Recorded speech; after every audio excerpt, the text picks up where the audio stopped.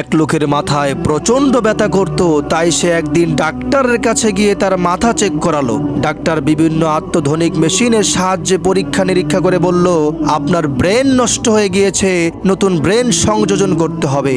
সুস্থ হওয়ার এইটাই একমাত্র পথ। কি আর করার, লোকটি চলে গেল একটা ব্রেনের শপিং মলে, যেখানে পৃথিবীর সব রাষ্ট্রের ব্রেন বিক্রি করা হয়। লোকটা জিজ্ঞাসা করলো, ভাই কোন দেশের ব্রেনের কেমন দাম? কর্তৃপক্ষের লোকেরা বলল, আমেরিকান ব্রেন আছে 10 লক্ষ টাকা, কানাডার ব্রেন আছে 20 লক্ষ টাকা, অস্ট্রেলিয়ান ব্রেন 30 লক্ষ, আর বাংলাদেশি ব্রেন আছে 20 কোটি টাকা। লোকটা প্রচন্ড আশ্চর্য হয়ে কর্তৃপক্ষের লোককে বলল, ভাই বাংলাদেশের ব্রেনের এত দাম কেন?